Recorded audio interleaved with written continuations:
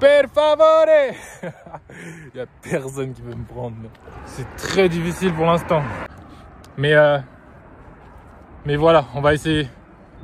Avant de conclure, s'il y a bien une chose que j'aimerais vous dire, c'est écoutez la voix dans votre tête là, qui vous dit de faire des trucs de fou là d'un coup. Parce que franchement, si je ne l'avais pas écouté, je ne me serais pas retrouvé aujourd'hui même, aux funérailles du pape. Parce que oui, il est décédé pendant mon voyage. Hello YouTube, j'espère que vous allez bien. Je vais vous faire une petite vidéo là. Il faisait beaucoup plus beau il y a quelques minutes. J'ai pris un peu de temps avant de me poser, de prendre mes notes pour pouvoir vous faire justement un petit retour sur ces 3 jours. On va dire que je suis au milieu. J'ai commencé dimanche matin très tôt. Je suis parti de Paris jusqu'à Lyon en bus et de Lyon jusqu'ici. La majorité du trajet a été fait en stop. On va dire moitié. Ouais, non, j'ai passé beaucoup de temps en stop et puis à certains moments j'ai pris le train pour accélérer un peu la cadence parce que j'ai que de dimanche à dimanche pour arriver à Rome et prendre mon bus que je ne peux plus changer.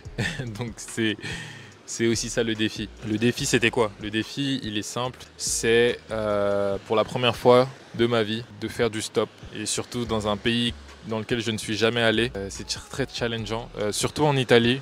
Il y a beaucoup de choses que les gens disent sur internet. Oui, en Italie, le stop c'est très difficile, ils font pas de stop, ce genre de choses. Là, à 3 jours, je vais vous dire un peu des choses que j'ai appris durant ce voyage et des barrières que j'ai pu casser au passage. Donc voilà, j'ai mes notes, de toute façon j'ai mon journaling. Et je vais vous raconter un peu ce qu'il y a dedans et puis je continuerai avec désolé, j'ai peur que mon téléphone tombe. Il y a du vent et je sais pas si ça va tenir. Enfin bref, j'espère que oui. Donc, le premier jour, ça a été très difficile au début, hein, franchement. De 9h, on va dire que j'ai commencé le stop officiellement à 9h, 8h30, 9h. Et pendant 2 à 3 heures, j'ai eu personne qui voulait me prendre. Là, ça faisait 2-3 heures que je faisais du stop. Personne ne voulait me prendre, personne.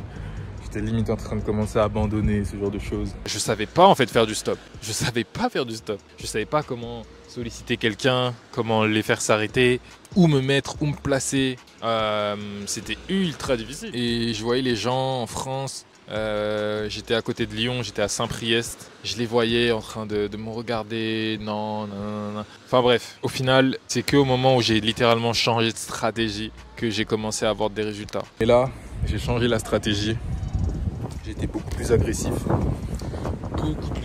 au stop.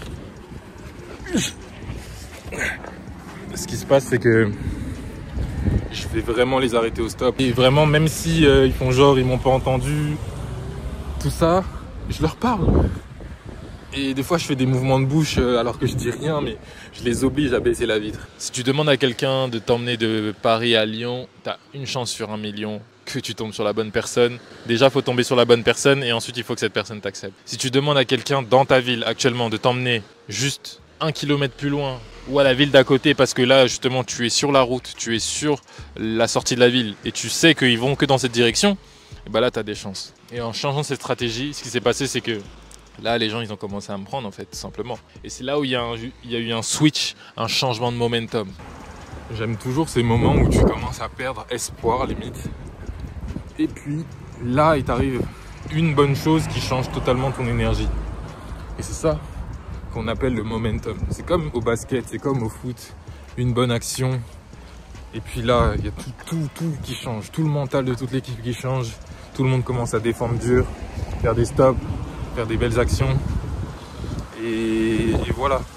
Et le momentum, là, juste avoir réussi à arrêter une personne au bout de 3 heures qui m'emmène un peu plus loin, et bah j'ai réussi à me faire arrêter juste après par une deuxième personne. Mais pourquoi? Parce que l'énergie est différente. En quelques minutes de différence, 2 personnes. Alors que pendant ces 3 dernières heures, personne. Donc c'est ça.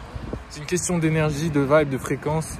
Et il faut se créer un momentum positif. Et quand tu es dans la bonne énergie, bah, les résultats sont plus faciles. Et le momentum, ça, on peut le sentir. Et là, ce qui s'est passé, c'est que j'avais changé de stratégie, je commençais à abandonner limite. J'étais vraiment... J'étais là en mode mais qu'est-ce que je fais là? Mais qu'est-ce que je fais là? Pourquoi je me suis obligé? Parce qu'il faut savoir une chose, c'est que j'ai mis en place ce trajet, tout ça, mais j'étais pas ultra bien préparé. C'est ça qu'il faut comprendre. C'est que j'avais plein de choses à faire, etc. Et juste avant de partir, bah, j'ai pas eu le temps de bien me préparer. Mais j'étais obligé d'y aller quand même parce que c'était déjà prévu. J'avais mes congés, tout ça. Hi. Et j'y suis allé. Donc après, on apprend sur le tas. Et on apprend sur le tas. Et c'est ça en fait. Des fois, tu peux pas avoir toutes les infos et tout bien parfaitement en ordre avant de te lancer. Des fois, tu as les infos principales et tu y vas quand même en fait. Et tu y vas quand même. Donc c'est ce qui s'est passé. J'y suis allé quand même. J'avais pas forcément toute la stratégie, mais j'y suis allé et j'ai appris sur le tas. Et donc en apprenant sur le tas, bah, au bout d'un moment en fait, t'es dans le stress, t'es dans le putain. Si je change pas tout de suite, je vais rester là toute la journée, c'est ça. Je vais devoir dormir au même endroit, c'est ça. Comment je vais me sentir? Et donc là en fait, t'es obligé de.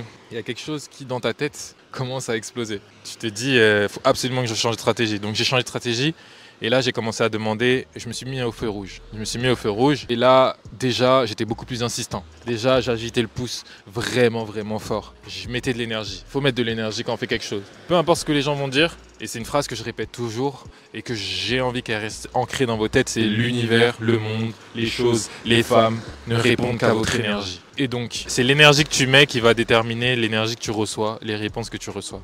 Et donc, déjà dans le stop, je mettais énormément d'énergie. Vraiment énormément d'énergie, tu vois. Un gars comme ça, tu le vois au bord de la route en train de mettre le pouce tout droit et il te regarde juste et il est là comme ça.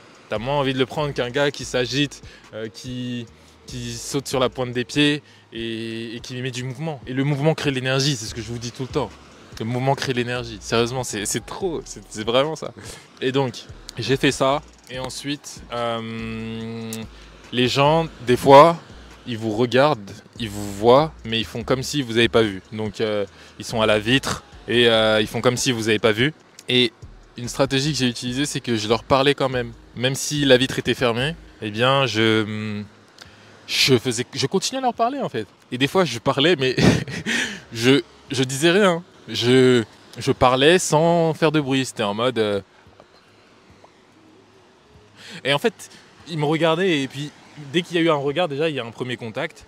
Et vu que je continue à leur parler, bah, des fois, ils veulent pas me parler, mais ils se sentent obligés parce qu'ils se disent non, peut-être qu'il a vraiment un truc important à me dire. Et là, ils baissent la vitre, c'est là où tu as gagné. Parce que tu as déjà mis un pied dans sa maison en fait. Tu as mis un pied dans sa maison et bien après, qu'est-ce que je faisais, c'est que bah, c'est là où je commençais à dire ce que je fais en fait.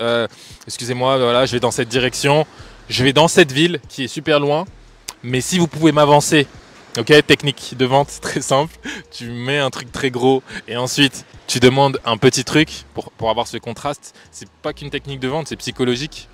Pour ceux qui ont lu Influence et Manipulation, voilà, souvent ils vont vous vendre un costume à 300 € et à la fin ils vont vous demander avec le costume vous voulez des chaussettes à 15 €.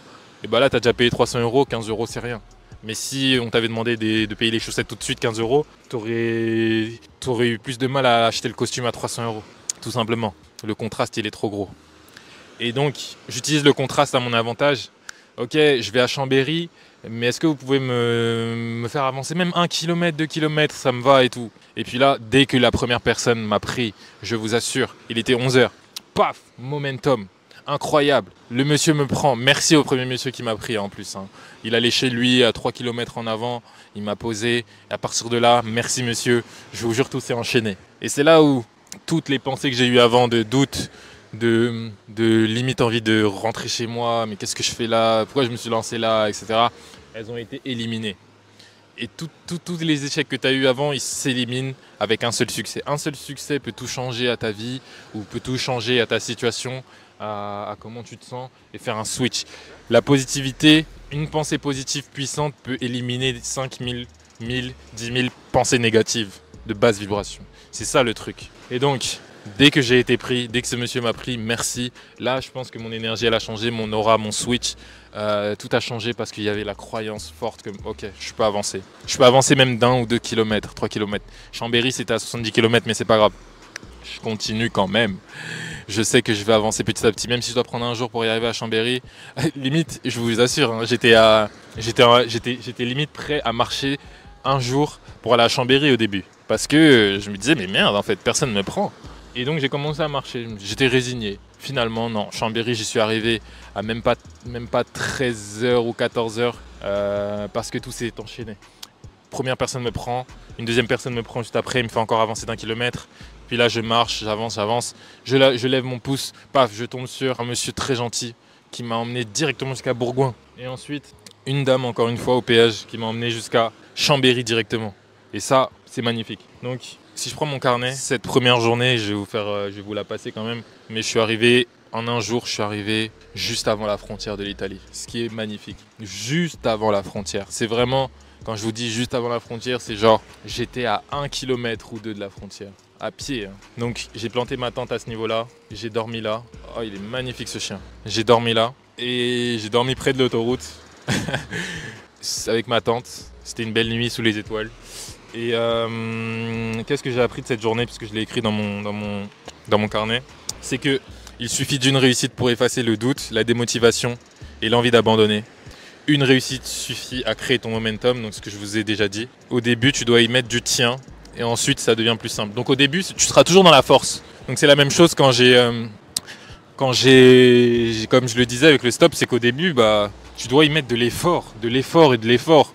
Et les choses te paraissent dures. Et c'est toujours comme ça. Parce que c'est comme avec une voiture, au début, elle est au démarrage, elle est à l'arrêt, pardon. Et puis pour la démarrer, il faut beaucoup de force. Donc la première vitesse, c'est celle qui demande le plus de force. Et plus tu avances, plus tu échanges la force avec la vitesse. Chaque vitesse que tu passes, c'est plus de vitesse mais moins de force. Donc tu peux pas faire un démarrage de ta voiture en 5e vitesse. Essaye et casse ton moteur. Mais tu peux faire un démarrage en première vitesse, mais tu ne seras pas très rapide. Et c'est comme ça avec toutes tes compétences. Tu ne seras pas très rapide, mais au moins tu avances au début. Et plus tu continues, plus tu vas pouvoir réussir justement à mettre de la vitesse. Là, je vous dis tout ça et tout, je suis trop content parce que je sais que tout à l'heure j'allais me baigner, mais j'en profite là de ce temps posé au calme. J'ai même pas utilisé mon stabilisateur depuis le début du voyage, mon micro, je les ai même pas utilisés. J'avais pas envie. Mais des fois, quand t'as pas envie de faire un truc, tu le fais pas, tout simplement. J'avais pas envie. J'étais dans mon voyage. À la base, j'étais même pas censé vraiment filmer ou quoi. J'ai désinstallé tous mes réseaux. C'est vraiment un temps off, mais il y a toujours de quoi partager et on veut inspirer.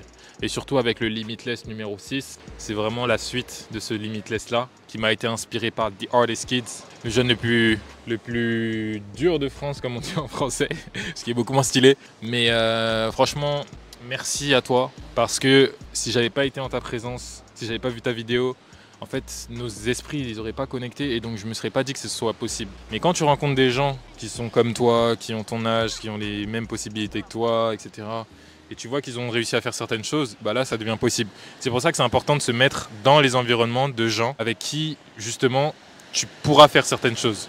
Parce que si tu restes avec certaines personnes qui disent non c'est pas possible, tu peux pas faire ça, etc., bien sûr tu vas penser ça. Mais dès le jour où tu rencontres une personne dans ta réalité, là devant toi, en face de toi, il te dit ouais je l'ai fait, j'ai marché jusque là, je l'ai fait, c'est possible. J'étais en vie, à chaque fois je trouvais de l'argent, à chaque fois je trouvais une personne pour me prendre.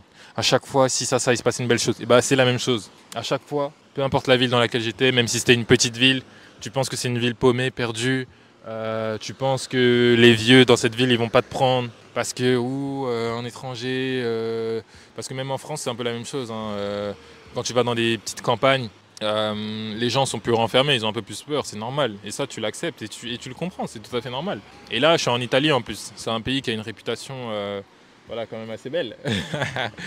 Et même les Italiens, tous ceux que j'ai rencontrés dans la voiture, ils me l'ont dit. Hein. Que ce soit des blancs, des noirs, des jeunes, des vieux, ils me l'ont dit. Donc voilà, mais j'ai quand même réussi. Et c'est ça où tu casses des barrières. Donc au premier jour, une chose qui est intéressante, c'est que la majorité de tes limites, elles sont mentales. Au début, je me disais, j'avais fait une petite liste des pensées limitantes que je pourrais avoir au niveau du voyage, et je me disais qu'aucune femme ne me prendrait dans sa voiture. Ça peut être une pensée limitante collective que beaucoup de gens ont parce que les femmes, danger, etc., etc.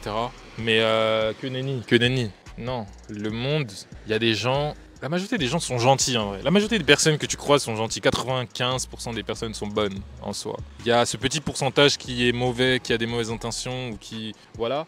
Et qui sont exacerbés par la télé, les trucs comme ça. Et donc, quand tu sais ça déjà, même les femmes, certaines le savent et elles savent que je peux prendre une personne en stop, ce monsieur, et puis elles se fient à leur intuition sur souvent. Et son intuition, bah, et par exemple Céline qui m'avait dit t'avais l'air sympathique, donc je t'ai pris, et puis voilà. Mais c'est vrai qu'il y a d'autres personnes, des fois je les prends pas, tout simplement, parce que bah, ils ont moins l'air, tout ça. Et c'est là où je vous disais, le monde ne répond qu'à votre énergie. La manière dont je levais mon pouce. Quoi d'autre? En fait, il y avait aussi, j'ai fait en sorte de m'habiller quand même coloré, ok. Je pense que c'est important. Puis de toute façon, dans mon style, moi, je mets des couleurs. Je m'habille très, très, très simplement, mais je mets des couleurs. Et je trouve que les couleurs, c'est un langage aussi. Tu vois, si j'étais habillé tout en noir, full black, c'est moins attirant. C'est beaucoup moins attirant. Donc, des couleurs assez vives, colorées. Et... Bon, vous inquiétez pas, hein, je m'habille pas comme à des iguales non plus. Hein. Mais c'est attirant. Ça en dit beaucoup sur les gens. Il y en a beaucoup qui pensent que les couleurs n'ont pas de signification. Et je vous jure qu'il y a quelques années, quand j'étais plus dans des basses vibrations, des mauvaises énergies, que j'écoutais des musiques de dépresse, des musiques tristes, des musiques de lycéens, des musiques de TikTok. Bon, j'ai jamais été sur TikTok, mais vous voyez les musiques de TikTok, c'est toujours des musiques un peu nostalgiques, tristes, cœur brisé, ce genre de choses, bref. Et souvent, tu as tendance à t'habiller sombre. Et tu t'en rends pas compte. Et souvent on te dit, mais moi par exemple, ma mère me dit souvent, oh, j'aime pas quand tu t'habilles tout en noir, nanana. Et moi j'étais là en mode, mais non, c'est parce que je l'ai décidé, ou nanana. Et puis plus le temps passe, plus je change, plus je m'élève en vibration, en énergie, etc., plus je me rends compte que non, en fait, je l'avais pas vraiment décidé. Si je m'habillais en noir, c'est parce que inconsciemment, si je m'habillais full black tout le temps, souvent, c'est que inconsciemment, je broyais du noir d'une certaine manière. Mais vraiment, c'est dans l'inconscient, c'est dans le subtil, et il faut vraiment creuser. Et plus en fait tu te libères, plus tu élèves tes pensées, ton énergie, tes croyances, ton bien-être, tout ça, plus tu remets des couleurs dans ta vie, tout bêtement. Et mon style vestimentaire a énormément changé et j'ai beaucoup de couleurs et ça je m'en suis rendu compte. Et c'est vraiment un truc, c'est un détail, hein, mais c'est dans les détails qu'on fait les plus grands changements. Et il y en a, ils aiment bien dire oui, bon, c'est qu'un détail, non, etc. C'est dans les détails qu'il y a les plus grands changements. Donc voilà. Donc cette journée-là, j'ai cassé plusieurs barrières limitantes, surtout au niveau des gens qui me prenaient. Donc je pensais pas qu'une femme m'aurait pris, tout bêtement. Et en plus, je lui avais dit. C'était drôle d'en discuter. Et voilà. Et puis, il y avait quoi d'autre? Il y en avait d'autres sûrement. Le deuxième jour, qu'est-ce qui s'est passé? Justement, vu que j'ai dormi juste à 2 pas de la frontière, qu'est-ce que j'ai fait? Eh bien, j'ai eu une tactique intéressante parce que dans mon sac, j'avais, comment ça s'appelle? Un gilet de sécurité orange. Et donc j'ai utilisé en mode tactique pour arrêter les personnes qui étaient juste avant justement la frontière de l'Italie, de bon matin. Et puis on m'a pris et puis on m'a fait passer la frontière. Donc merci Jean-Charles de m'avoir fait passer la frontière. C'était une super discussion. Et puis à partir de là, c'était l'Italie. Hein. L'Italie, dès le début, c'était difficile. Au début, c'était difficile. C'était difficile. Et c'est là où j'ai eu encore... Je suis revenu au stade du départ, du premier jour où j'étais en train de douter. Est-ce que quelqu'un va vraiment me prendre? Ah ouais, c'est difficile hein, pour l'instant, là, me prendre un stop en Italie. C'est très difficile pour l'instant. Il y a plein de gens qui passent. Il n'y a qu'une seule voie. Ils vont forcément dans mon sens, mais personne ne veut me prendre. On va voir ce qu'on continue à faire. Mais voilà, on va essayer. Per favore! Il n'y a personne qui veut me prendre. C'est pas facile. Mais vas-y, on va y arriver. Parce qu'ils sont pas commodes, faut le dire. Dans le sens où, dans la voiture, tu les vois souvent... tu les vois faire des gestes en mode « Mais qu'est-ce qu'il fait lui au bord de la route ? Qu'est-ce qu'il fait ?» Ou voilà, il y en a quelques-uns en tout cas qui font ça. Et tu le prends pas personnellement. Et il y a une chose qui est intéressante ce jour-là, c'est que dans mes leçons, j'ai mis les Italiens s'énervent quand je fais du stop. Et ça ne veut rien dire de moi, mais ça veut tout dire d'eux. Parce qu'en France, ils n'avaient pas forcément cette attitude-là, mais en Italie, ils l'avaient. Pourtant, rien n'a changé chez moi. J'étais exactement le même, je faisais exactement la même chose, j'agitais le pouce de la même manière. Je regardais les gens de la même manière, etc. Mais leurs réactions à eux ont changé. Donc ça ne voulait rien dire de moi, mais ça voulait tout dire d'eux. Donc il y a une autre chose que je me suis dit, c'est que faut toujours te faire ton propre avis. Parce que sur Google, les gens ils disent « Oui, en Italie c'est difficile de faire du stop, etc. » Mais il y a plein de gens qui m'ont pris. Donc aucun souci, c'est juste une question de... Ça prend un peu plus de temps qu'en France, mais je sais que quelqu'un va me prendre, ça c'est sûr. Et c'est là où je suis arrivé à une évidence et une certitude. Je suis qu'au jour 3, je suis encore loin de Rome. Rome c'est loin, c'est à 500 km, mais Il me reste quelques jours. Je ne sais pas forcément si je vais y arriver, mais je sais que si tu me donnes 2 semaines, parce que là j'avais de dimanche matin à dimanche matin, bah tu me laisses 2 semaines, c'est sûr que j'y arrive en fait. Genre c'est évident, c'est sûr et certain. Genre aucun doute. C'est juste une question de temps en fait.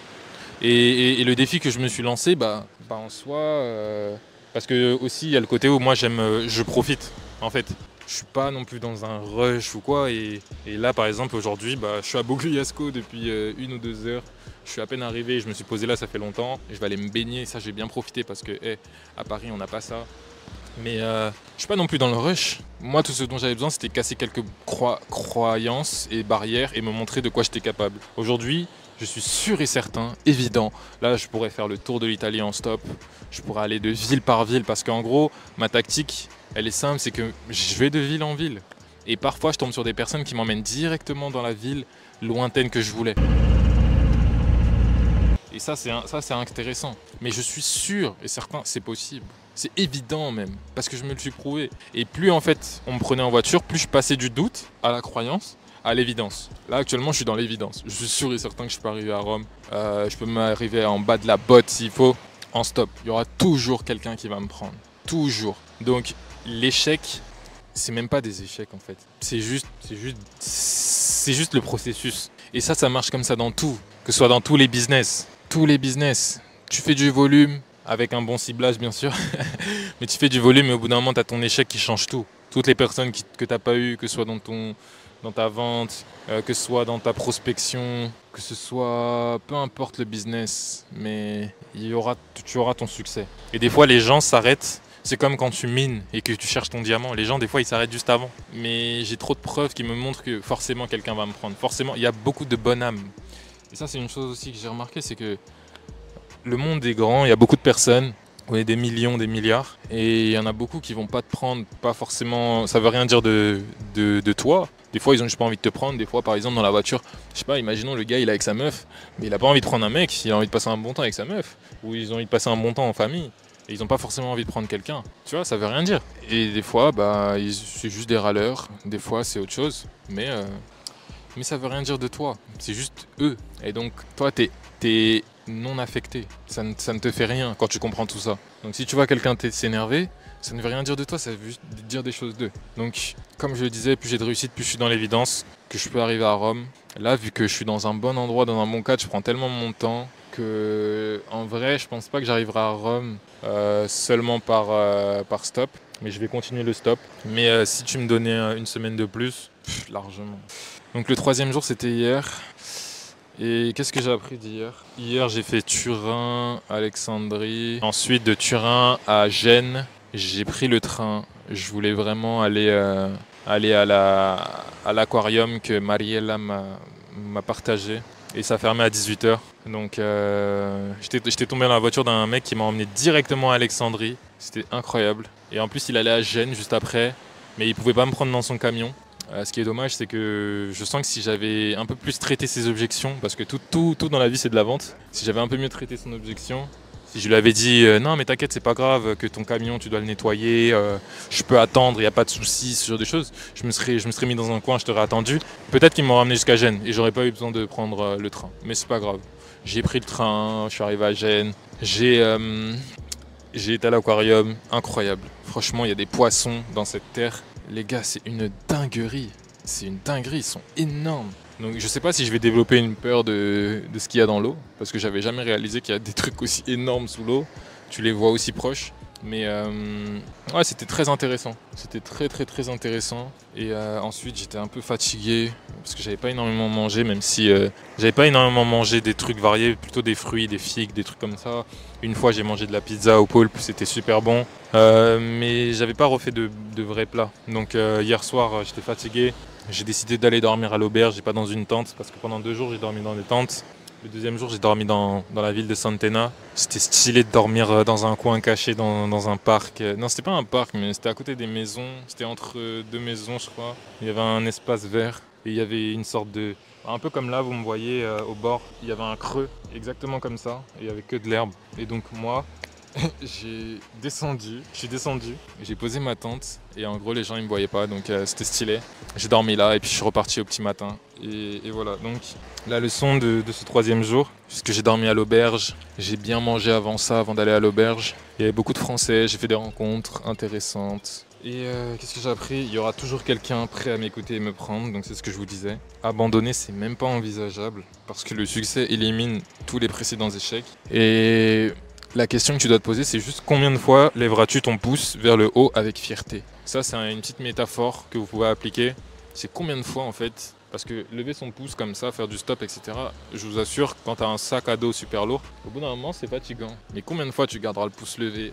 Et combien de fois tu garderas ta bonne énergie? Combien de fois tu vas garder cette fierté, la tête haute, même si tu accumules plein de refus, tu vois? Combien de fois tu vas faire ça? C'est ça en fait, c'est un mindset. Et ça, tu peux l'appliquer partout. Et là, je suis en train d'apprendre dans le dur. Et c'est un peu ça que je suis venu apprendre. Et c'est ça que je kiffe. C'est que je me suis mis dans une condition difficile pour apprendre des choses. Et pour être sûr et certain de ce dont je suis capable.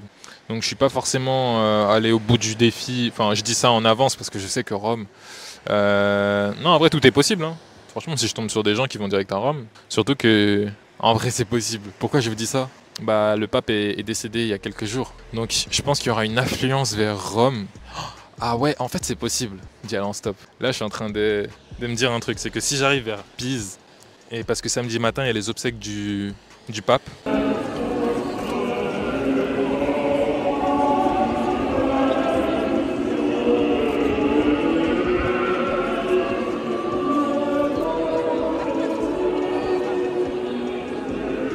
il y aura une foule. Donc peut-être que vendredi soir, il y aura beaucoup de gens qui vont aller vers Rome. Et en fait, tout est avec moi en fait. Et c'est ça, c'est une phrase que je me répète souvent. En plus, c'est l'univers se met en place pour que je réussisse. Tout se met en place. Ouais, le monde entier se met en place pour que je réussisse. En fait, je suis un paranoïaque inverse. C'est ce qui m'avait été partagé dans un livre qui s'appelle Le pouvoir de la confiance en soi de Brian Tracy. Et cette phrase, elle est intéressante. C'est il faut devenir un paranoïaque inversé. Tout se met en place pour que tu réussisses, pour que tu te sentes bien, pour que même les choses qui t'ont l'air d'être des challenges et d'être difficiles, en fait c'est juste pour toi. Et tu t'en rends toujours compte après, ah j'ai appris ça dans telle situation, ou finalement bah, s'il m'était pas arrivé ça, je ne serais pas devenu la personne que je suis actuellement. Je ne serais pas plus dur, plus résilient et capable de gérer plus de stress, gérer plus de situations et donc de mieux gérer par exemple mon business, les études ou ce genre de choses. Donc ça c'est... Tout te sert en fait, tout concourt toujours à ton plus grand bien. C'est la phrase que tu dois te dire. Donc je suis certain que je peux aller où je veux en stop. Ce n'est qu'une question de combien de temps j'ai devant moi. C'est ce que je me suis dit hier soir. Et ouais, il y avait aussi la vieille dame qui m'a pris, Mariella, qui m'a pris seule dans sa voiture pendant au moins 20 km. Et en plus, c'était très intéressant comme rencontre parce que elle apprend aux gens à méditer, à faire... elle fait des retraites. Donc on a échangé, elle m'a partagé des mots. Je lui ai demandé un conseil. Si je devais partir avec un de vos meilleurs conseils, ce serait quoi? C'était un conseil au niveau de la respiration. En fait, tout est au niveau de la respiration. C'est la seule chose que tu dois travailler, sur laquelle tu dois te concentrer tout au long de ta vie, parce que ça va t'amener loin en fait. En restant près de toi et de ta respiration, tu vas aller loin. C'est beau ça, c'est ce que je suis en train de dire là tout de suite, au bord de la falaise. Mais vraiment, même si tu te concentres sur ta respiration, et quand ton attention elle part et retourne dans ton train-train quotidien ou des choses, etc., c'est pas grave. Tu acceptes, tu laisses aller, et puis tu reviens à ta respiration et tu te concentres dessus. Enfin, tu mets ton attention dessus. En tout cas, il faut respirer avec conscience. Quand tu mets de la conscience sur des processus inconscients, c'est là où en fait tu deviens ultra puissant. Et ça, c'est le game. Donc, il y a aussi une dernière chose que j'ai appris hier avec Ibrahim qui m'a emmené jusqu'à Alexandrie. C'est peu importe d'où on part, on peut se sortir de cette situation et se construire. Parce que ce qu'il me racontait, c'est que, en fait, il m'a pris et tout, et il me dit ce que tu fais là, j'ai vécu 1 an dehors quand je suis arrivé en Italie, donc il y a 10 ans. Et en gros, tu es en train de te mettre dans la même situation que j'étais il y a cette période-là. En gros, tu te mets dans la difficulté. Donc moi qui suis, on va dire, bah ouais, en soi, je suis bien. Donc j'ai un toit, j'ai une maison, j'ai une famille, j'ai à manger, j'ai tout. Et bah là, moi, je me pousse justement dans l'inconfort parce que ces choses que tu apprends dans l'inconfort, si tu ne te pousses pas à le faire, à te mettre dans l'inconfort, tu vas jamais apprendre ces choses de la vie, cette débrouillardise, ce côté-là. Et donc lui, il a dû l'apprendre sur le tas quand il est venu en France, en Italie, pardon. Et moi, je me pousse à l'apprendre parce que c'est important pour mon développement personnel. Et donc, pour me développer personnellement, il faut que je me mette dans l'inconfort. Et donc, voilà. Et il m'a raconté son histoire. Et tu peux te sortir de tout, en fait. Parce que là, actuellement, il a une maison en Italie, il a sa femme, il a son travail, il a eu un enfant en janvier, il y a 2 mois, 3 mois. Donc il s'est sorti de sa situation et quand tu le veux, tu le peux. Quand tu travailles, tu le peux. Quand tu mets en place les choses, tu le peux.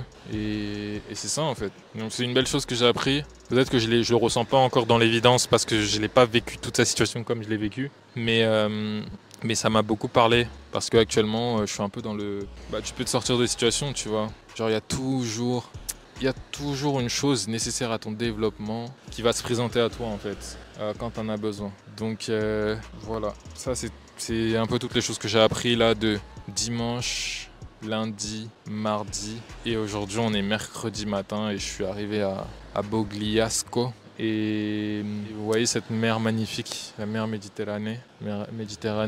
Je vais aller me baigner, je vais aller profiter les gars. J'ai même surtout mangé au bord de la plage parce que je mérite en fait. Genre, je mérite. Et dites-vous que vous méritez des fois quand vous faites des cadeaux, sérieusement. Méritons, je mérite. Self-esteem, high as fuck. Je mérite. Je mérite en fait. Et c'est important de construire aussi ces choses-là parce que le jeu il est émotionnel. C'est un truc qu'il faut comprendre, c'est le jeu il est émotionnel.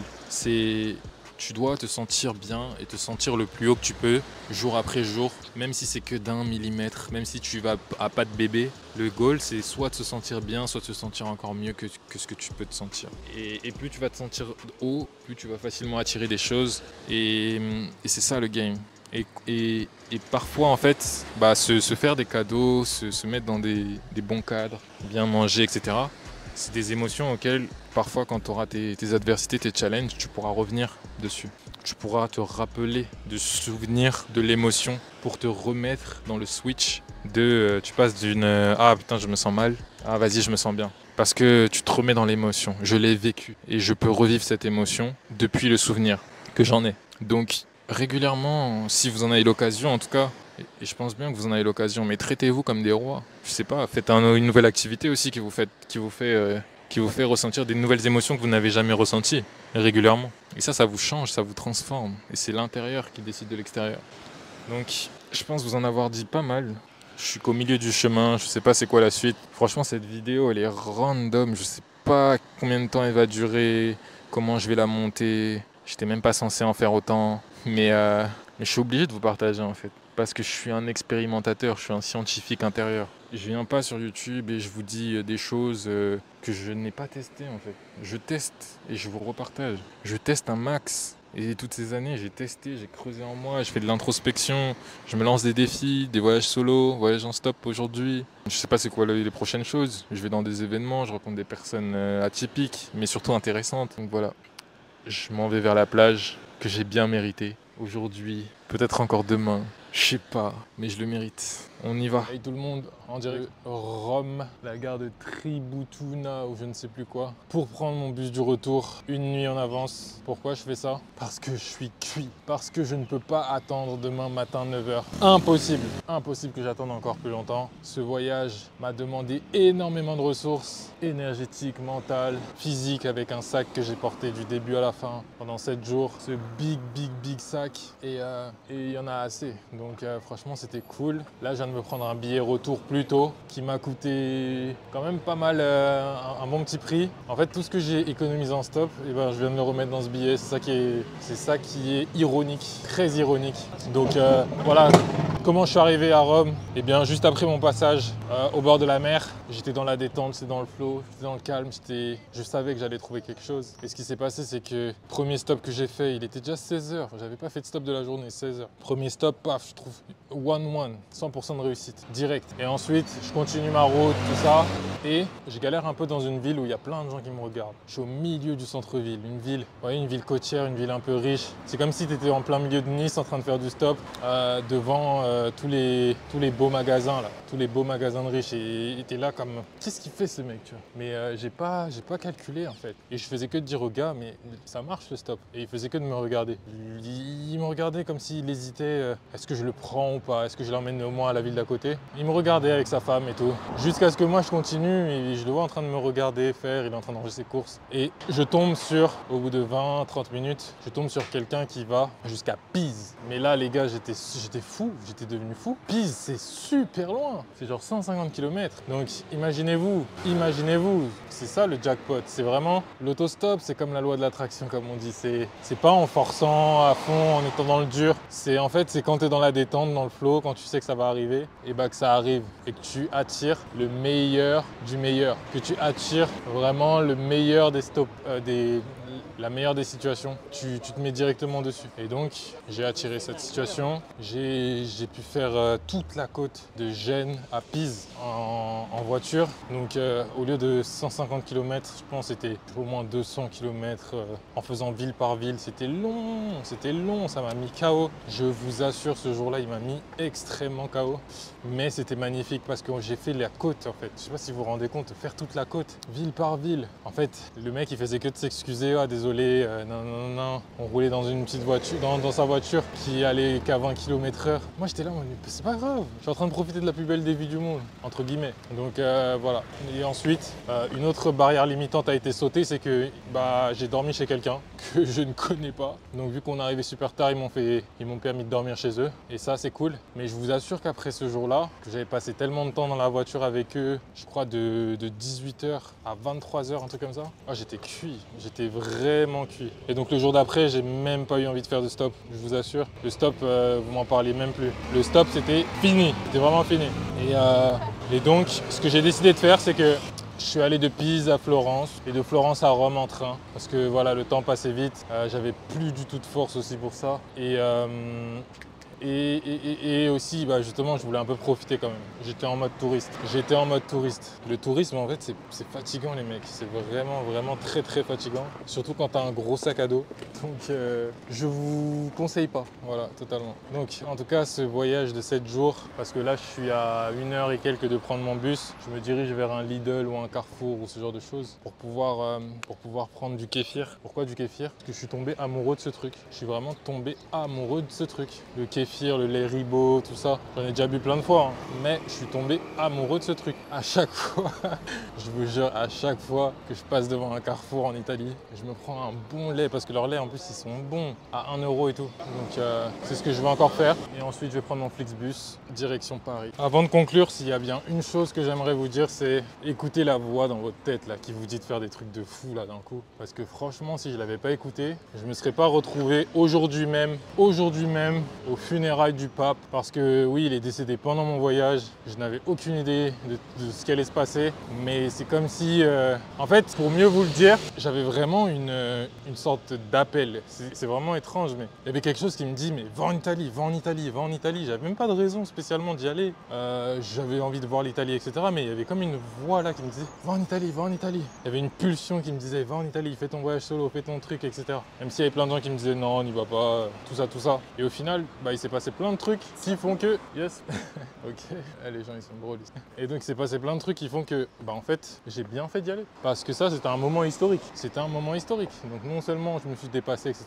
Mais j'ai vécu un moment que tu vis vraiment...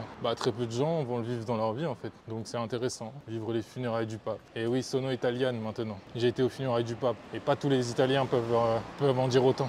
Donc, ouais, j'ai bien fait d'écouter cette voix. Parce que, écoute, elle sait en avance des choses qui vont peut-être se passer, que moi je ne sais pas encore, mais que je sens, qu'elle sent et qu'elle me donne des impulsions. Donc écoutez cette petite voix qui vous dit d'aller faire les choses et faites les choses. Parce que ce petit voyage, encore une fois, bon il était un peu long, j'aurais peut-être dû raccourcir d'1 ou 2 jours max, parce qu'en solo, 7 jours, au bout du 5e jour, en fait c'était ultra bien jusqu'au jour 5. Jour 5, j'ai commencé à être fatigué, jour 6 aussi un peu, et jour 7, qui est aujourd'hui, j'en ai marre. J'en ai vraiment marre. Donc c'est comme ça que ça marche. Donc mieux prévoir le plan. Ce que je ferai si je me refais un voyage de ce type, même si je pense pas, prochaine fois c'est avec quelqu'un ou un groupe, Ascension, eh bien je n'achète pas le billet de retour en avance parce que là j'ai dû débourser un bon billet pour modifier mon billet et partir dans 1 heure, qui n'aurait pas été le cas si j'avais attendu et que j'aurais vu avec le feeling pour me dire bon, au vu de comment les choses se passent, là je vais rentrer dans 2 jours par exemple, ou ce soir. J'aurais dû faire ça. Donc voilà, j'espère que ça vous a fait du sens en tout cas, que le montage est cool. Et puis dites-moi en commentaire si vous allez faire la même chose, si vous allez vous lancer des défis ou challenger et passer au niveau supérieur.